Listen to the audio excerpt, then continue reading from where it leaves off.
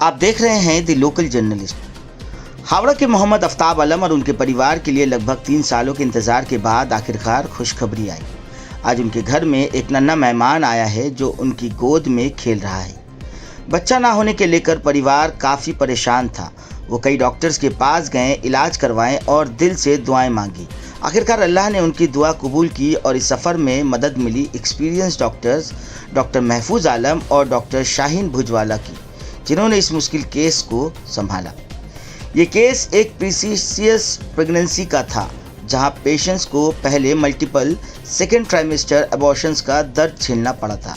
Doctors के मुताबिक इस तरह के केसेस में अक्सर सर्वाइकल इनकॉम्पिटेंस यानी सर्विक्स की कमज़ोरी एक बड़ा सबब होता है।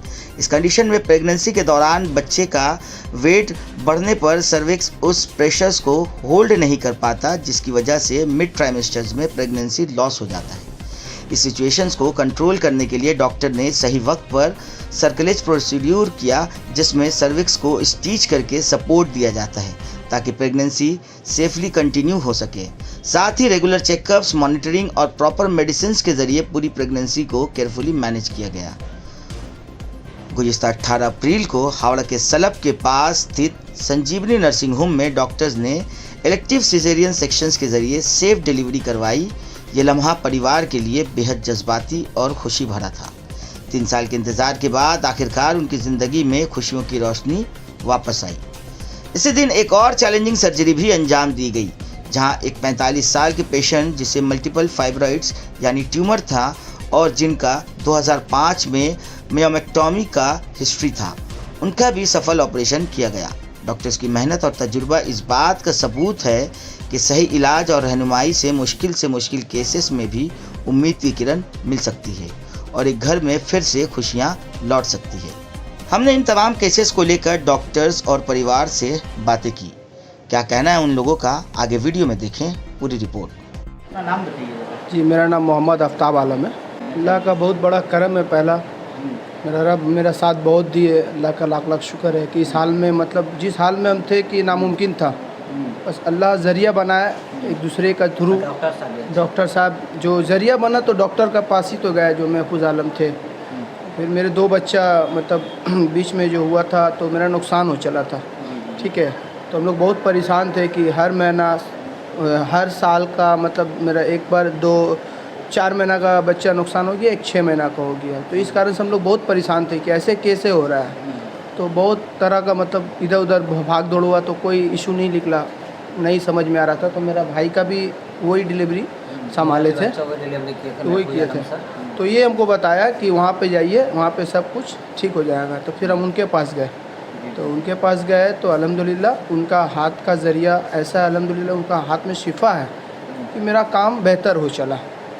बस अल्हम्दुलिल्लाह, अल्लाह का लाख लाख शुक्र। अभी बेस्ट है एकदम।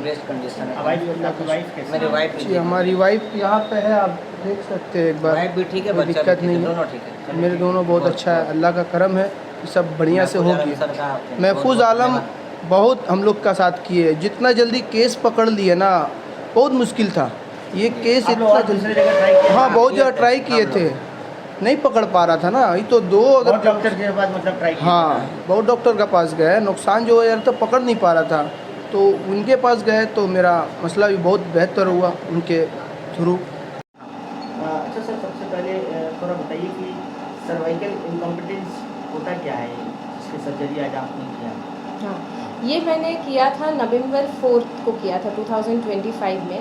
पेशेंट जो है डॉक्टर महफूज आलम का पेशेंट है, उन्होंने मुझे रेफ़र किया था कि इनका जो सर्विक्स लेंथ है नॉर्मली प्रेगनेंसी में 4 सेंटीमीटर होना चाहिए, जो कि उनका कम होके लेस देन 2.5 सेंटीमीटर हो गया था। इसके वजह से सर्विक्स को हमें टाई करना पड़ा, नहीं तो वो सर्विक्स छोटा हो जाता और ज़्यादा मुंह खुल जाता और डिलीवर फिर से हो जाता, जो उनके लास्ट 2 प्रेगनेंसीज़ में हुए हैं।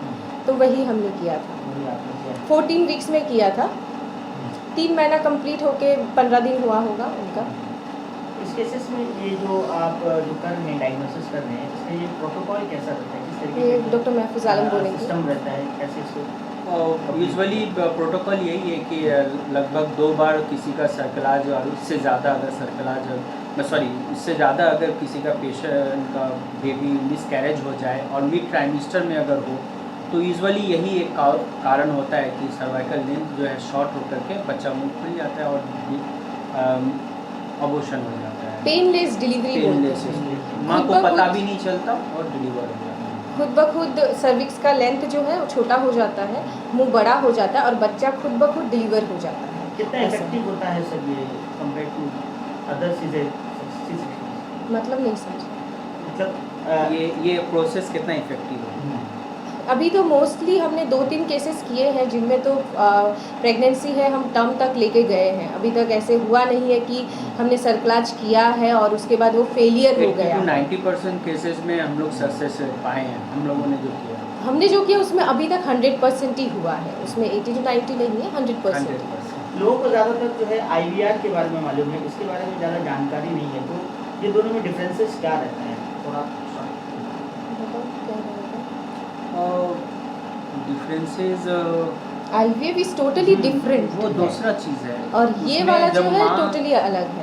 कंसीव करने के लिए जो ओवम जो होता है वो बाहर में हम लोग फर्टिलाइज करके उसको प्रिपेयर करके उसके बाद माँ को कंसीव करने के लिए हम लोग देते हैं। वो एक अलग ही प्रोसेस है। जब माँ एनी हाउ कोई भी medical treatment even surgical treatment से भी अगर ना कंसीव कर सके तो लोग IVF में जाते हैं।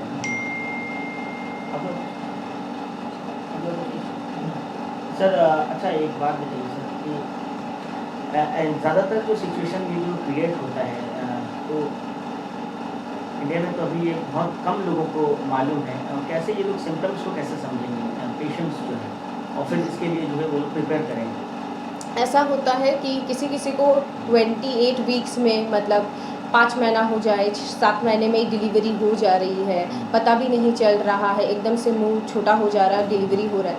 ये फर्स्ट टाइम जब होता है तब तो ठीक है, बट नेक्स्ट टाइम फिर से ऐसे ही प्रेगनेंसी और कम टाइम में हो जाती है। जैसे कि कोई अगर 5 मंथ्स में हुआ है तो नेक्स्ट वाली जो प्रेगनेंसी होगी वो 4 महीने में ही ख़राब हो जाएगी। Miscarriage I think. हाँ, मिसकैरेजेस जो है वो और ज़्यादा होते जाएगी। मतलब ये कंटिन्यूएशन रहा। हाँ। एक बार हुआ फिर दूसरी बार भी दूसरी ऐसा बार हुआ। होगा तो और पेशेंट को पता भी नहीं चलेगा, एकदम से दर्द नहीं होता है, एकदम से जो है पानी निकलना शुरू हो जाता है, बच्चा जो है निकलना शुरू हो जाता है ऐसा, तो माँ को पता चल जाता है। तब वो डॉक्टर के पास आती हैं, डॉक्टर फिर डायग्नोसिस करते हैं, बाकी के पहले की जो हिस्ट्रीज़ है वो जाना जाता है, हिस्ट्री लेते हैं डॉक्टर्स कि कैसे हुआ है, क्या ऐसे इसके पहले भी हुआ है क्या। तो मोस्टली ऐसे पेशेंट को रहता ही है 2-3 वाले मतलब हिस्ट्रीज़ होती है कि मिसकैरेजेस हो गया है। लेकिन अभी कुछ पेशेंट्स हैं जो कि पहले से ही सोनोग्राफी करवाते हैं, ठीक है, तो सोनोग्राफी करवाते टाइम सर्वाइकल लेंथ चेक किया जाता है।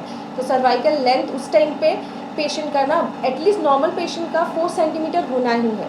अगर उससे कम हो रहा है तो USG गाइडेड हम फिर सर्कलाज भी कर देते हैं कि देखो ऐसे नहीं है कि हर पेशेंट को मिसकैरेजेस 3-4 बार होगा तब जाके डायग्नोसिस होगा। ऐसा है कि आजकल जो पेशेंट है बहुत ज़्यादा कॉन्शियस हो चुके हैं अपनी प्रेगनेंसीज को लेके, तो वो पहले से ही डॉक्टर्स के पास जाते हैं, सोनोग्राफी करवाते हैं, उसमें सर्वाइकल लेंथ दिखते हैं। अभी हर डॉक्टर सर्वाइकल लेंथ को चेक करते ही हैं। तो अगर 2.5 सेंटीमीटर से कम होता है और पेशेंट को कुछ सिम्टम्स आते हैं, ब्लीडिंग होना शुरू होता है, तब हम उसको सर्कलाइज कर देते हैं। पेशेंट्स को भी क्या है कि डॉक्टर से कंसर्न करना चाहिए। हाँ बिल्कुल। रेगुलर मॉनिटर होना चाहिए, डॉक्टर पे विश्वास रखना चाहिए और अपना diagnosis properly time to time कराने से ये सब बीमारी से हम लोग सक्सेसफुली प्रेगनेंसी को कंसीव कर पाए हैं। सर ये संजीवनी नर्सिंग होम जो इन सब चीज़ों को जो है ट्रीट करती है। हाँ, ये हॉस्पिटल में हम लोग केस कर सकते हैं, इस चीज़ का इलाज करते हैं। ये कोई भी डॉक्टर अपने चैम्बर में ही डायग्नोसिस कर लेते हैं और उसके बाद कोई हॉस्पिटल से अपना ट्रीटमेंट करा लेते हैं। आप अपना थोड़ा नाम और डेजिग्नेशन।